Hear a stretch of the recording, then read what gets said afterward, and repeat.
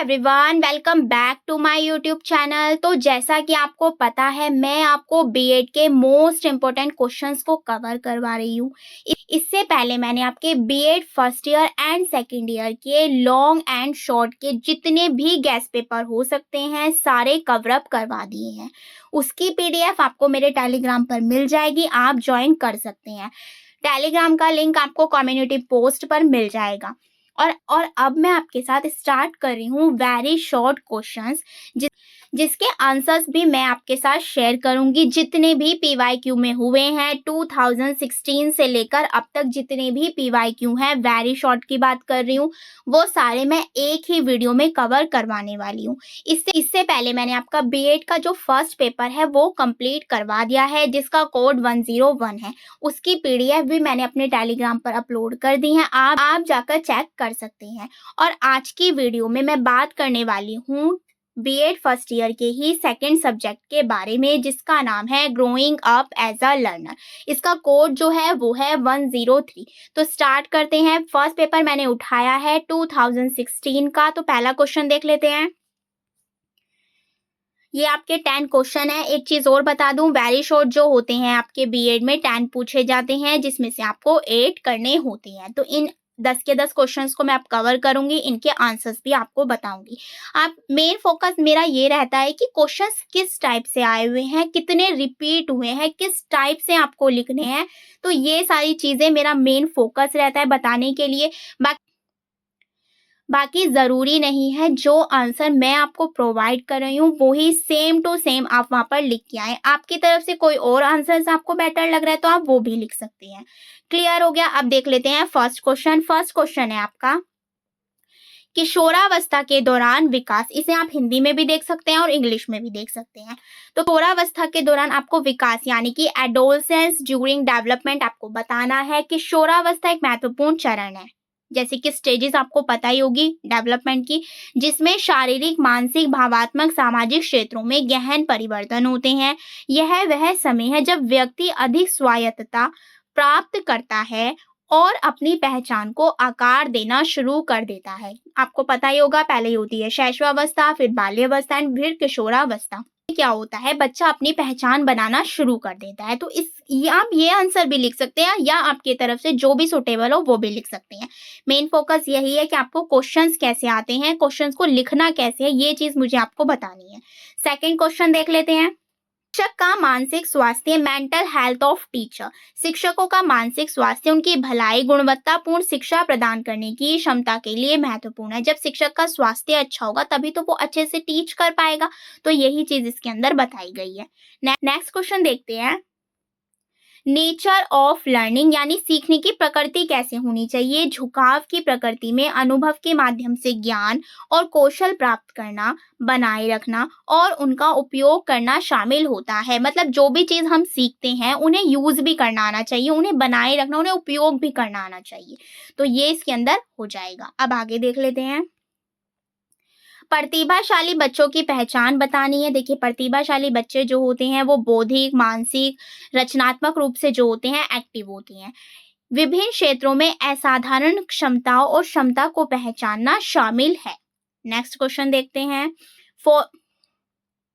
Formula of IQ, इस पर तो आप वेरी वेरी वेरी इंपॉर्टेंट लिख लीजिए, हर बार आता है, इस बार भी जरूर आएगा। आईक्यू का आपको फॉर्मूला इसमें लिखना है। तो आईक्यू का जो फॉर्मूला होता है वो होता है MA/CA/100।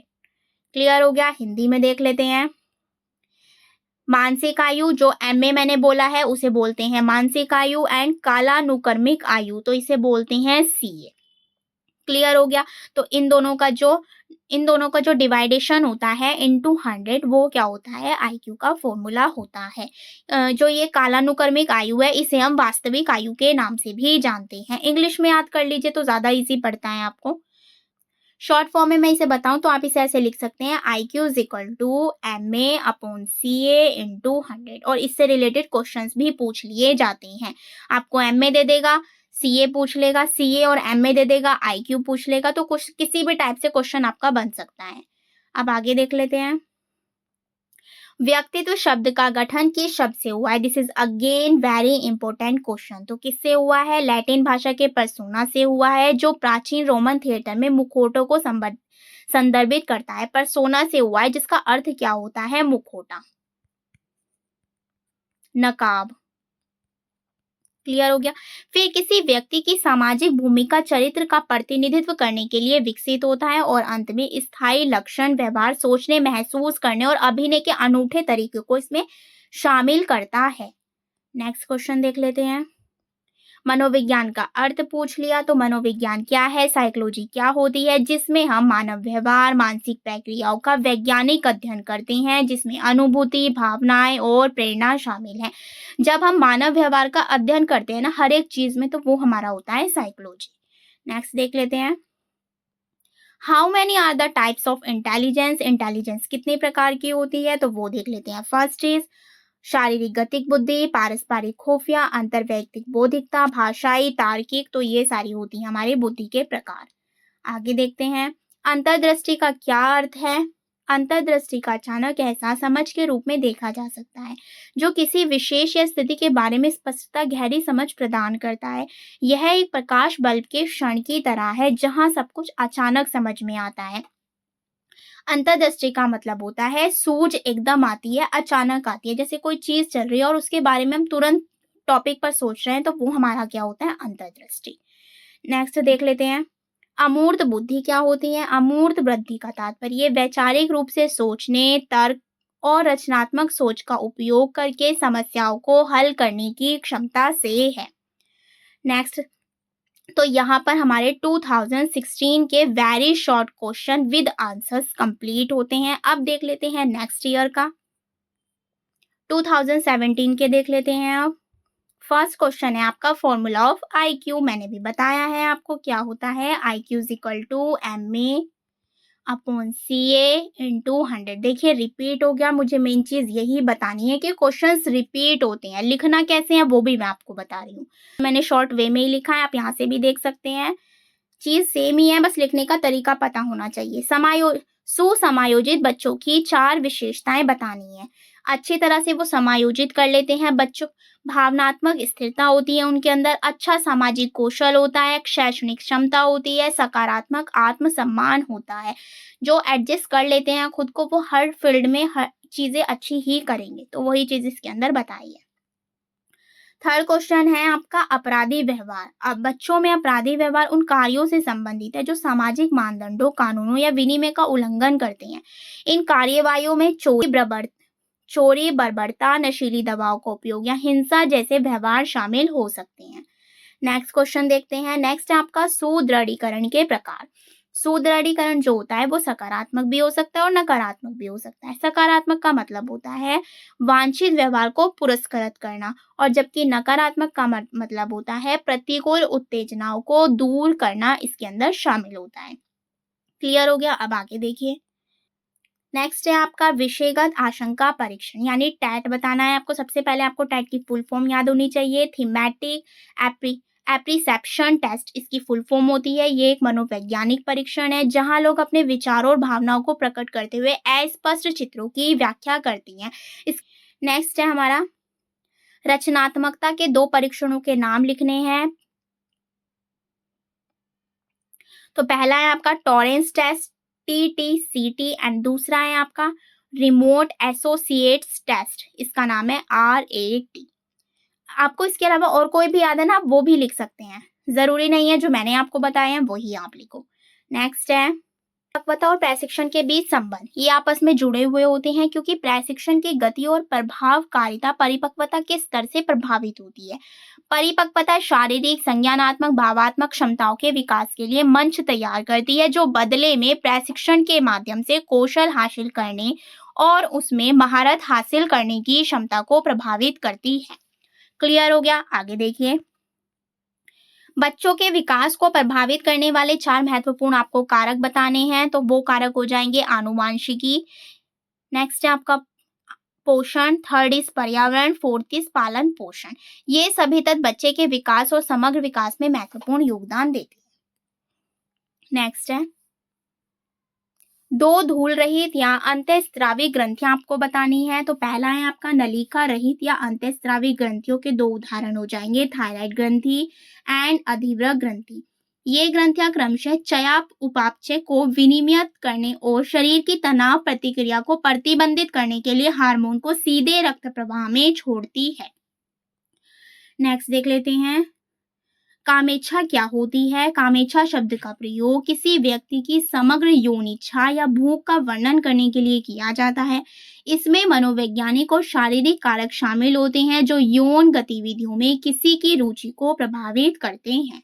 क्लियर हो गया। तो ये हो गए आपके 2017 के ऑल 10 क्वेश्चंस। चॉइस मिलती है 8 आपको करने होते हैं। लेते हैं 2018 के very short questions with answers. ये आपके क्वेश्चन है, देखिए तीसरी बार रिपीट हो गया formula of IQ. Types of reinforcement भी रिपीट हो चुका है। अब आप देख सकते हैं क्वेश्चंस कितने ज्यादा रिपीट होते हैं। देख लेते हैं, टू कैरेक्टरिस्टिक्स बतानी है आपको बैकवर्ड चाइल्ड की, यानी दो विशेषताएं बतानी है। पिछड़े बालक अपने साथियों की तुलना में संज्ञानात्मक, सामाजिक, भावात्मक विकास में धीमी प्रगति रखते हैं। अक्सर अंतर को पाटने के लिए अतिरिक्त सहायता और हस्तक्षेप की आवश्यकता होती है। तो ये इसकी विशेषताएं हैं। नेक्स्ट है आपका सुदृढ़ीकरण के प्रकार, ये मैंने भी आपको ऊपर भी बता दिया है, आपका पॉजिटिव रेनफोर्समेंट एंड सेकेंड है नेगेटिव। तो किसी वाण्य चीज को जोड़कर, जैसे मैंने भी आपको एग्जाम्पल दिया था, प्रशंसा होगी। और देख लेते हैं, आईक्यू का फॉर्मूला बताने की नीड नहीं है, फिर से IQ = m/c/100। Next is Thorndike के सीखने के सिद्धांत का प्राथमिक नियम बताना है, प्रभाव का नियम और व्यवहार का नियम। इसके अंदर आ जाएगा आपका प्रभाव का नियम, अभ्यास का नियम एंड तत्परता का नियम। तो ये तीनों आप याद रख सकते हैं। आगे देख लेते हैं, व्यक्तिगत विभिन्नता के दो कारण बताने हैं, आनुवांशिक और पर्यावरण। आनुवांशिक जो माता पिता से हमें मिलते हैं, पर्यावरण का मतलब होता है जो हमें आसपास के वातावरण से मिलते हैं, लाइक पालन पोषण हो गया, अनुभव हो गया, परिवेश हो गया, संस्कार हो गया। तो ये सारी चीजें हमारे पर्यावरण के थ्रू हमें मिलती है। नेक्स्ट है, बच्चे के मानसिक स्वास्थ्य को प्रभावित करने वाले दो कारक बताने हैं, आनुवांशिक और आहार जैसे जैविक कारकों के साथ साथ मनोवैज्ञानिकों कारकों जैसे कि मुकाबला करने के तंत्र और दर्दनाक अनुभव बच्चे के मानसिक स्वास्थ्य पर महत्वपूर्ण प्रभाव डालते हैं। बच्चे के सामाजिक विकास को प्रभावित करने वाले दो कारक बताने हैं, ये मानसिक स्वास्थ्य था एंड यहाँ पर है सामाजिक विकास। दो कारक जो बच्चों के सामाजिक विकास को प्रतिकूल प्रभाव डालते हैं वो है पारिवारिक वातावरण और सहकर्मी संबंध। नेक्स्ट है, बुद्धि परीक्षण के प्रकार बताने हैं। ये कई प्रकार के होते हैं जिनमें Stanford Binet, Wechsler, adult intelligence scale, WAIS और रेवेन के प्रगतिशील मैट्रिसेस शामिल है। नेक्स्ट है, रचनात्मकता के दो परीक्षणों के नाम बताने हैं, रिपीट क्वेश्चन है, दोबारा पूछ लिया, TTCT एंड RAT। नेक्स्ट है, रक्षा तंत्र का अर्थ बताना है, अचेतन मनोवैज्ञानिक रणनीतियां हैं जिनका उपयोग व्यक्ति की चिंता, तनाव या अस्वीकार्य आवेगों से निपटने के लिए करते हैं। 2019 के वेरी शॉर्ट क्वेश्चंस देख लेते हैं। ये आपके क्वेश्चंस हो गए। अब देख लेते हैं इनके आंसर्स। शैक्षिक मनोविज्ञान को परिभाषित करना है। शैक्षिक मनोविज्ञान शैक्षिक सेटिंग्स के भीतर मानव सीखने और विकास का वैज्ञानिक अध्ययन है। नेक्स्ट है, दो व्यक्तिगत बुद्धि परीक्षणों के आपको नाम बताने हैं, रिपीटेड क्वेश्चन आ गया। नेक्स्ट है, सुदृढ़ीकरण, रिपीट क्वेश्चन हो गया। नेक्स्ट देख लीजिए, इलेक्ट्रा कॉम्प्लेक्स से आप क्या समझते हैं। इलेक्ट्रा कॉम्प्लेक्स कार्ल जंग द्वारा प्रस्तावित एक मनोविश्लेषणात्मक सिद्धांत है जो सुझाव देता है कि लड़कियां विकास के चरण से गुजरती हैं जहां उनमें अपने पिता के लिए अचेतन इच्छाएं और अपनी मां के साथ प्रतिद्वंद्विता की भावना विकसित होती है। नेक्स्ट है, ड्राइव क्या है। ड्राइव किसी लक्ष्य को प्राप्त करने के लिए आंतरिक प्रेरणा या महत्वाकांक्षा को संदर्भित करता है। ये जो है अभिप्रेरणा चक्र है, इसके अंदर आपसे ड्राइव पूछ लिया। अभिप्रेरणा चक्र जो होता है उसके 6 पार्ट्स होते हैं, उसमें से आपसे ड्राइव पूछ लिया। इस तरीके से भी पूछ लेते हैं। मानसिक स्वास्थ्य बताना है। मानसिक स्वास्थ्य से हमारा भावात्मक, मनोवैज्ञानिक, सामाजिक कल्याण शामिल है। यह हमारे सोचने, समझने, महसूस कार्य को प्रभावित करता है। मानसिक स्वास्थ्य जीवन के हर चरण में महत्वपूर्ण है, बचपन और किशोरावस्था से लेकर वयस्कता तक, क्योंकि ये जो होता है बचपन से ही हमारे अंदर आ जाती है। प्रतिभाशाली बालक की दो विशेषताएं बतानी है। अक्सर उन्हें संज्ञानात्मक क्षमताएं होती है और वे उच्च स्तर की रचनात्मक समस्या समाधान कौशल का प्रदर्शन करते हैं। वे उच्च स्तर की जिज्ञासा और सीखने के प्रति जुनून भी प्रदर्शित करते हैं। रिपीटेड क्वेश्चन है। बच्चे के संज्ञानात्मक विकास को प्रभावित करने वाले 2 कारक बताने हैं। फर्स्ट इज आनुवांशिक, सेकंड इज पर्यावरण। नेक्स्ट है व्यक्तिगत के 2 मनोवैज्ञानिक निर्धारणों के नाम बताने हैं। इसमें भी यही आ जाएगा आनुवांशिक, पर्यावरण, जिसमें संस्कृति, पालन पोषण, जीवन के अनुभव शामिल होते हैं। रिपीटेड क्वेश्चन है।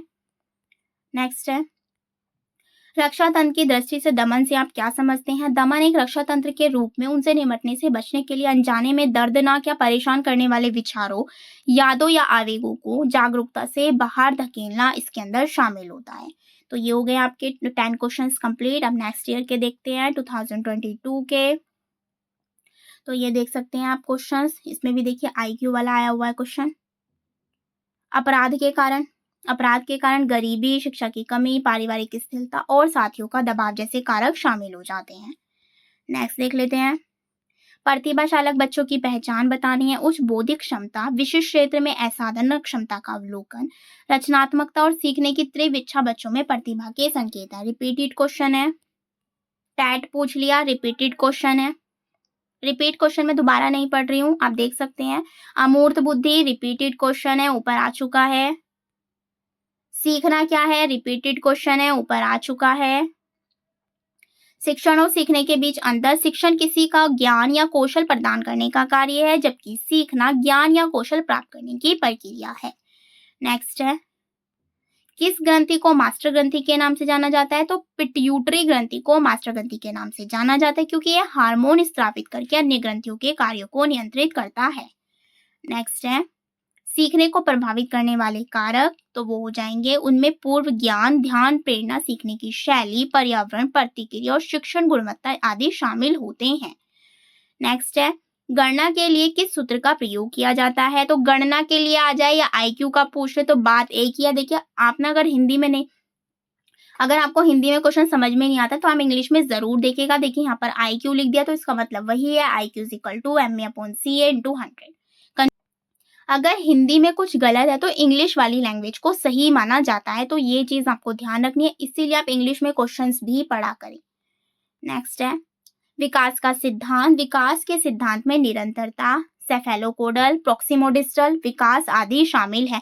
इसके अंदर क्या होता है, काफी सारे सिद्धांत होते हैं, जिसमें से सेफेलोकोडल और प्रोक्सिमोडिस्टल बहुत इंपॉर्टेंट है। सेफेलोकोडल जो होता है ऊपर से नीचे की ओर चलता है, प्रोक्सिमोडिस्टल जो होता है वो केंद्र से बाहर की ओर चलता है। ये इंपॉर्टेंट भी है, आपके CTET में भी बहुत पूछा जाता है। क्लियर हो गया? आई होप 10 क्वेश्चन यहाँ तक आपको कंप्लीट हो गए हैं। अब आगे देख लेते हैं 2023 का पेपर। तो ये आपके 10 क्वेश्चन। IQ को तो देखिए छोड़िएगा ही मत, हर बार रिपीट, ऑल ईयर्स में रिपीट हुआ क्वेश्चन है। देख लेते हैं सुदृढ़ीकरण के प्रकार, रिपीट क्वेश्चन है, ऊपर आ चुका है, नहीं पढ़ूंगी मैं इसको। IQ का आ गया है, रिपीट क्वेश्चन है। नेक्स्ट है रचनात्मकता के 2 परीक्षण आ गए, रिपीट है, इसीलिए कहती हूँ प्रीवियस ईयर जरूर कीजिए, रिपीट है क्वेश्चन। सुरक्षा तंत्र, रिपीट क्वेश्चन है। मनोविज्ञान व्यवहार का विज्ञान है, किसने कहा है? JB वॉटसन ने ये बात कही है। नेक्स्ट है भावात्मक बुद्धिमत्ता को परिभाषित कीजिए, यानी कि EI को। आपकी अपनी भावनाओं को प्रबंधित करने और अपने आसपास के लोगों की भावनाओं को समझने की क्षमता है। EI के 5 प्रमुख तत्व हैं। फर्स्ट इज आत्म जागरूकता, यानी कि सेल्फ अवेयरनेस, आत्म नियमन यानी कि सेल्फ रेगुलेशन, प्रेरणा मोटिवेशन, सहानुभूति एम्पैथी और सामाजिक कौशल यानी कि सोशल स्किल्स। क्लियर हो गए? आगे देख लेते हैं मानसिक स्वास्थ्य से आप क्या समझते हैं, रिपीट क्वेश्चन है। नेक्स्ट देखिए प्रेरणा के ड्राइव सिद्धांत के प्रतिपादक कौन है? तो 20वीं सदी के मध्य में एक अमेरिकी मनोवैज्ञानिक क्लार्क हल द्वारा यह प्रस्तावित किया गया था। नेक्स्ट है बुद्धि के बहुकारक सिद्धांत के प्रतिपादक कौन है? तो हार्वर्ड गार्डनर है। नेक्स्ट है मानसिक आयु की अवधारणा किसने दी? तो ये दी है आपके अल्फ्रेड बिनेट द्वारा पेश की गई है 20वीं सदी ने। बिनेट ने मानसिक आयु के विचार को किसी व्यक्ति की कालानुक्रमिक आयु के सापेक्ष संज्ञानात्मक क्षमताओं के माप के रूप में विकसित किया है। क्लियर हो गया? आगे देख लेते हैं। या तो यहाँ पर जो है आपके ऑल PYQ कंप्लीट हो चुके हैं। आई होप सो ये सारे क्वेश्चंस जो हैं आपके एग्ज़ाम में बहुत ज़्यादा हेल्प करेंगे, इन्हें ज़रूर करके जाइएगा। मैंने रिपीटेड क्वेश्चन भी आपको दिखा दिए, कितने क्वेश्चंस रिपीट होते हैं। आईक्यू वाला क्वेश्चन छोड़ना नहीं है, हर बार रिपीट हुआ है, और भी क्वेश्चंस मैंने आपको बताए हैं जो रिपीट हुए हैं। रिपीट क्वेश्चन मैंने अगेन नहीं पढ़े हैं, आपका भी टाइम वेस्ट होगा, मेरा भी टाइम वेस्ट होगा। तो कोई फ़ायदा नहीं है दोबारा पढ़ने से। अगर मैंने आपको एक बार बता दिया तो वही आंसर आपको लिखना है, चाहे मैंने उस क्वेश्चन का आंसर दूसरा लिख रखा हो, तो वो गलती आपको नहीं करनी है।